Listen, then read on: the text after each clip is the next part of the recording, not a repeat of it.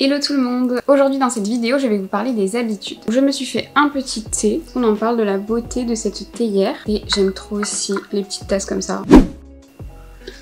Je pense que tout le monde le sait, ce n'est pas forcément facile d'avoir de bonnes habitudes ou d'arrêter des habitudes qu'on n'a plus envie d'avoir. Certaines habitudes sont vraiment bien ancrées donc ça va être difficile de les arrêter. Et pour les habitudes qu'on a envie de prendre, et ben il va falloir faire en sorte qu'elles deviennent vraiment mécaniques, qu'on se pose même plus la question et qu'on fasse l'action qu'on a envie de faire naturellement.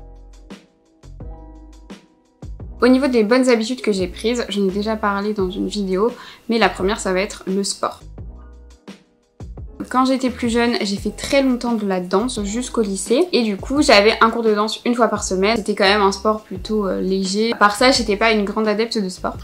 Du coup j'ai vraiment commencé le sport en 2020 avec les lives de Sissi Mua comme je l'explique dans la vidéo où je teste les produits de Sissi. C'est vrai que de faire les lives le soir ça me permettait de me défouler, de relâcher la pression de la journée. Avant de faire les lives je m'étais quand même inscrite à la salle de sport avec mon copain mais c'est vrai que je trouve que la salle de sport ça me correspondait pas. Donc mon objectif au début c'était vraiment un objectif physique.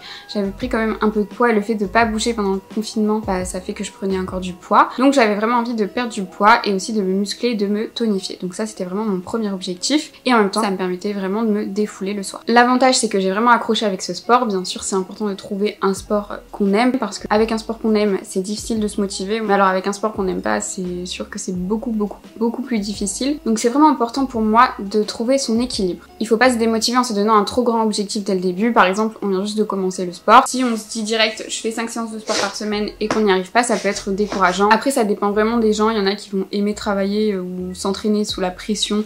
Donc se dire bah je me laisse pas le choix, je fais tant de séances par semaine et c'est tout. Moi c'est pas ma façon de fonctionner. À la fois il faut pas se donner un objectif trop grand pour pas se décourager, mais il faut pas aussi se donner un objectif trop faible qui fait qu'on va pas forcément progresser. Si l'objectif c'est juste de bouger un peu dans la journée et qu'on se dit qu'on va marcher 15 minutes par jour, pourquoi pas, mais si on a l'objectif voilà, de perdre du poids par exemple et qu'on fait une séance de sport par mois, ça va être beaucoup plus compliqué et on va pas forcément atteindre son objectif et être déçu. Pas trop se mettre la pression et en même temps pas un objectif trop faible. C'est sûr que pour intégrer une bonne habitude, il faut quand même se donner les moyens de le faire, réussir à être assidu, se fixer un objectif, il faut réussir à faire le premier pas. Pour moi, même si maintenant le sport est inclus dans ma semaine, je vais toujours parfois avoir du mal à me motiver. Passer du canapé à mettre sa tenue de sport, il faut toujours quand même faire le premier pas. Donc c'est important de se discipliner, de se responsabiliser, faire en sorte de faciliter les choses en enlevant certains obstacles pour que ce soit plus facile. Donc par exemple pour moi ça a été d'acheter des tenues de sport dans lesquelles je me sens bien, dans lesquelles je me sens jolie, parce que la seule fonction de ma tenue de sport c'était pour faire du sport mais j'étais même pas forcément à l'aise dedans, donc forcément ça crée un obstacle pour faire ma séance de sport. Donc c'est un petit truc, mais voilà, plusieurs petits trucs mis bout à bout ça peut vraiment faciliter le passage à l'action. Ce que je fais aussi parce que je fais le sport dans le salon, c'est que j'ai un sac avec mes tenues de sport, ma serviette, mes lestes, à côté j'ai mon tapis et mes haltères, comme ça tout est au même endroit, j'ai pas besoin d'aller fouiller dans mon armoire pour trouver ma tenue de sport. Je sais que dès que je me dis allez je fais mon sport, je vais au niveau du sac, je mets ma tenue de sport, je prépare mes haltères, mon tapis, ça va très vite, je mets ma séance de sport sur mon ordi et c'est parti. Du coup ça m'enlève encore une fois des obstacles. Donc j'ai commencé par faire 2-3 séances par semaine et après plus j'étais à l'aise, plus j'ai été capable de passer à 5 séances par semaine. Après ça ne veut pas dire que je fais toujours 5 séances par semaine, je m'adapte en fonction du contexte et ça c'est important. Mais voilà, petit à petit le sport c'est vraiment devenu quelque chose d'important dans ma semaine, dans ma routine et maintenant je le fais vraiment naturellement. Même si bien sûr ça arrive toujours que j'ai pas envie de le faire ou que j'ai du mal à me motiver, mais à la fin je me sens bien d'avoir fait ma séance de sport donc c'est le principal. Après voilà ça marche pour tous les sports. Si vous devez aller courir tôt le matin, peut-être que ça va être plus avantageux pour vous de préparer votre tenue la veille, de la mettre dans un endroit stratégique où voilà, il n'y a pas besoin de chercher pendant 3 ans. On peut aussi se mettre des alarmes sur son téléphone. Le but c'est vraiment de s'enlever des obstacles pour avoir le moins d'efforts à faire, même s'il y a toujours un effort à faire. On facilite, comme je disais, le passage à l'action, c'est ça qui va être important. Je me mets pas la pression parce que ça c'était vraiment un problème chez moi. Donc si je faisais pas le sport, je culpabilisais, je me disais j'arrive même pas à tenir mon habitude. Donc parfois je fais pas le sport quand je suis en vacances ou quand ça va pas. Par exemple il y a quelques temps j'ai une très grosse rage de dents, ça me faisait extrêmement mal. Donc déjà c'était difficile pour moi de me mettre au sport et en plus j'étais très fatiguée puisque je dormais pas la nuit. Donc là j'ai ralenti mes séances de sport. J'en ai quand même fait un petit peu parce que j'avais envie mais je me suis dit voilà c'est pas grave. Le contexte fait que je ne me sens pas de faire du sport. Je m'adapte et je reprendrai de toute façon quand j'irai mieux. Quand je dois adapter mon sport. Si je me sens fatiguée, énervée, mais que je me dis bon j'ai quand même envie de faire le sport, je vais faire soit plus des séances que j'aime, soit des séances plus douces, soit des séances moins longues, donc voilà, je vais vraiment m'adapter. Après je pense qu'il n'y a pas de durée vraiment pour que ça devienne une habitude. Souvent on dit que c'est en 21 jours, mais je pense que ça dépend vraiment de chacun. Il faut trouver son rythme. Et s'il faut y aller petit à petit, ben on y va petit à petit. Le principal c'est d'avancer un petit peu chaque jour. Les petites habitudes elles sont vraiment importantes, même si on y va très progressivement, même si on se dit qu'on fait 1 minute de sport en plus par jour, ça à chaque séance de sport, et ben au final on va pas se rendre compte qu'on progresse. Pour nous ça va paraître vraiment dérisoire, mais au final dans la durée on aura progressé. Donc surtout écoutez-vous, le but c'est d'être bien avec soi-même. On peut avoir envie de créer une habitude dans sa vie, mais ça sert à rien de se rendre malade pour ça ou de se mettre la pression. Il vaut mieux lancer petit pas par petit pas chaque jour. On se rendra pas forcément compte de l'effort, mais au bout de quelques mois on aura vraiment progressé et on aura donc plus facilement inclus cette habitude dans notre routine. J'ai beaucoup parlé du sport parce que je sais que c'est une habitude que pas mal de personnes veulent prendre en général. C'est une habitude qui n'est pas toujours facile à intégrer dans sa routine, dans sa semaine, mais ce n'est pas impossible, donc si on s'en donne les moyens, on peut y arriver. Comme je disais, le plus important pour moi, c'est d'y aller par étapes. Il y a le contexte qui rentre en jeu, ça dépend si on a des enfants, pas d'enfants, en fonction de ses horaires de travail. Donc le plus important, c'est de s'adapter à sa propre situation. Trouver votre propre truc, votre propre équilibre. Je me répète beaucoup, mais pour moi, c'est vraiment ce qui est important. Parlons maintenant des habitudes en ce qui concerne la nourriture.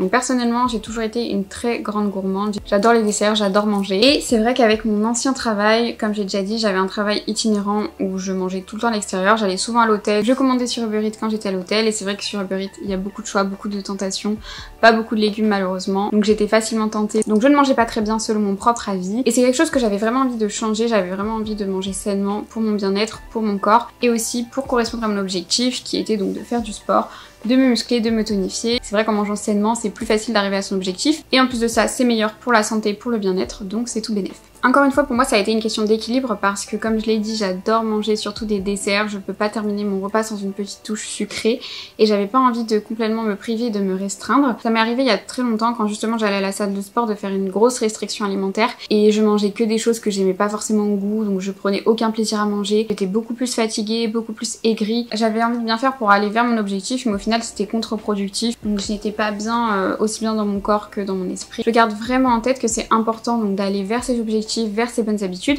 mais tout en prenant en compte la dimension bien-être. C'est aussi le but de la vie pour moi, de profiter, de kiffer. Après voilà, il y a encore une fois un juste milieu, atteindre ses objectifs sans trop se mettre la pression ou trop se restreindre. Donc j'ai décidé de ne pas me restreindre complètement les desserts sucrés. J'ai eu un petit problème avec la caméra, donc je suis obligée de refilmer une partie. Donc si j'ai pas exactement la même tête, c'est normal. Je m'autorise un dessert un peu plus sucré ou industriel par jour. Donc voilà, ça c'est ce qui me convient à moi, mais ça veut pas dire que c'est ce qu'il faut faire. Et j'essaye le plus possible de faire des desserts maison parce que je sais que je vais mettre beaucoup moins de sucre. En général, je divise toujours le sucre par 2 parce que c'est toujours beaucoup trop sucré. Et franchement, les desserts maison c'est super bon. Mais après, ça m'empêche pas voilà, d'avoir envie des fois de manger du chocolat, de manger un gâteau industriel, de manger un truc plus sucré. Et ben, si j'ai envie, je le fais. Mais du coup, je vais limiter à 1 fois par jour. Et après, pour les autres desserts, je vais manger plutôt des fruits parce que j'adore les fruits. Je vais manger du fromage blanc avec des fruits, avec du miel. Je vais manger des produits qui sont plus sains. C'est encore une fois une question d'équilibre, trouver l'équilibre entre manger des desserts un peu plus sucrés et manger des desserts plus sains, mais que j'aime quand même manger pour ne pas me forcer, sinon ça n'a aucun intérêt pour moi. Et c'est pareil pour le soda. En général, le soda, je m'autorise un verre par jour, soit le midi, soit le soir. Ça peut arriver que le week-end ou en vacances j'en prenne un petit peu plus et c'est complètement ok, mais je sais que je reviens facilement à ma base. Encore une fois, c'est très personnel, c'est ce qui me convient, je dis pas que c'est la chose à faire. Moi, ça m'aide vraiment de me mettre une base, de me mettre un cadre quand même. C'est un cadre qui n'est pas non plus figé et strict, mais le fait d'avoir une base, ça me permet voilà, de revenir facilement à mes habitudes et personnellement, moi ça m'aide. Après, voilà, ça dépendra de chacun. Et le fait de ne plus avoir à manger tout le temps à l'extérieur, ça m'a aussi beaucoup aidé à retrouver un équilibre et une routine saine qui me convient beaucoup plus que ce que j'avais avant. C'est vrai que le contexte c'est vraiment très important aussi. C'est pour ça que j'en fais pas tout un plat si de temps en temps je mange un peu trop gras, un peu trop sucré, parce que justement j'ai cette base à laquelle je reviens. Du coup j'apprécie plus les petits plaisirs. Par exemple la dernière fois je suis allée manger un beignet au chocolat sur la plage, bah franchement je l'ai vraiment apprécié, mais j'étais contente après de retourner à mes petits légumes, à mes petits desserts plus sains. J'apprécie plus du coup les petites choses inhabituelles que je vais manger quand je suis à l'extérieur. Et moi ce qui m'a énormément aidé c'est les épices. Avant on mettait pas d'épices sur nos plats et maintenant on a un moulin à épices qui est rempli. Je trouve que ça change tout vraiment sur les légumes. Le fait de rajouter des épices sur son brocoli, perso j'adore les brocolis, mais c'est vrai qu'à manger comme ça c'est pas hyper fun. Donc avec plein d'épices franchement c'est super bon. Surtout il faut manger des choses qui vous font kiffer. Trouver des petites astuces qui font que on va apprécier de manger parce que manger franchement c'est tellement un plaisir de la vie. Kiffer ses repas tout en mangeant équilibré. Il y a longtemps quand j'allais à la salle de sport, je mangeais des flocons d'avoine mais seul, donc c'était vraiment pas bon, alors que par exemple j'adore le porridge, donc ça peut être une alternative, voilà, un peu de lait, de la cannelle. Donc avec le même aliment on peut associer d'autres choses pour que ce soit vraiment meilleur. Et je me rappelle aussi que le matin je me faisais des omelettes, mais j'aime pas du tout les omelettes le matin, je sais pas pourquoi je m'infligeais ça vraiment, alors que par exemple j'adore les œufs à la coque, donc je vais plutôt manger des œufs à la coque. Voilà, faut vraiment trouver la manière dont on aime manger les aliments, et un aliment qui est assez fade ou assez brut, ajouter des choses pour que ce soit meilleur à manger. Après si on n'aime pas le goût de l'aliment en lui-même, ça sert à rien de se forcer bien sûr. On peut aussi faire du batch cooking, donc si on a le temps on peut se prendre 1 heure ou 2 heures sur son four de repos ou le dimanche pour cuisiner par exemple plusieurs gâteaux. Après on peut en congeler, comme ça on a ses desserts pour la semaine. Si jamais on doit aller souvent à l'extérieur ou quoi, bah on sait que chaque jour on peut emmener son petit muffin, ça dépend du contexte de chacun et si on a le temps, même pour faire des plats salés, même pour ceux qui ont des enfants, ça peut être aussi une astuce. Mon alimentation aujourd'hui elle me convient, peut-être que pour certains ce sera trop restrictif, peut-être que pour d'autres ce sera pas assez sain, mais en tout cas c'est l'alimentation qui me convient pour ma santé, pour être bien dans mon corps mais aussi dans ma tête. Ça a pris du temps avant d'arriver là, je suis passée par beaucoup de phases où voilà, je mangeais très mal, après je mangeais très restrictif, et donc là j'ai vraiment trouvé la routine alimentaire qui me convient. Elle correspond voilà à mes envies et à mes objectifs, donc c'est aussi important d'être en accord avec soi-même, de savoir ce qu'on fait. Voilà, si on a envie de manger un paquet de chips tous les soirs, pourquoi pas, mais après il faut voir par rapport à ses envies et ses objectifs que ça corresponde. Si au final notre objectif ne correspond pas avec ce qu'on fait, il va falloir changer quelque chose, soit changer son objectif, soit changer sa façon de s'alimenter. C'est important de ne pas se voiler la face et aussi de se responsabiliser. Autre chose que j'avais du mal à faire avant, c'est boire de l'eau. Je pense comme beaucoup de personnes, je ne bois pas assez d'eau, et c'est vrai que dans mon ancien travail, comme j'étais tout le temps sur la route et que je pouvais pas forcément aller aux toilettes quand je voulais, je buvais vraiment très peu d'eau, et c'est vraiment quelque chose que je voulais améliorer. Donc pour m'aider, j'ai acheté une gourde que je trouvais jolie, donc qui me donne envie de boire. C'est une gourde où il y a des graduations, donc elle fait 1 litre. Donc si on regarde les graduations, il faudrait la remplir 2 fois pour boire 2 litres d'eau par jour. Moi mon objectif c'est de boire 1 litre d'eau par jour minimum. Je me mets pas la pression parce qu'avant je buvais très peu, donc je me dis qu'un litre c'est bien. Des fois je bois un peu plus, des fois un peu moins, mais je me base sur 1 litre. Et je sais qu'on a aussi un apport en eau avec les aliments, donc comme je mange pas mal de fruits et légumes, ça m'apporte aussi de l'eau. Après je sais pas si j'atteins vraiment le quota que je devrais boire par jour. L'important c'est d'y aller pour moi petit à petit. Je sais que je bois plus d'eau qu'avant, donc c'est vraiment le principal. J'ai pris une gourde dans laquelle il y a une paille parce que je préfère boire à la paille, voilà, mais après ça dépend de chacun.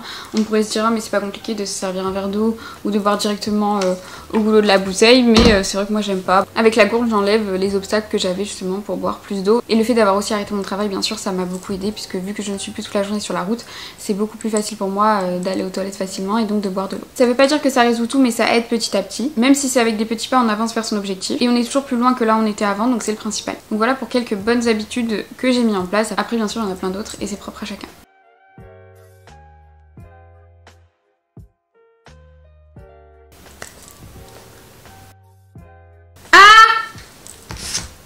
Il y a une souris dans la maison, je le sais, je l'ai vue, elle est sous le frigo.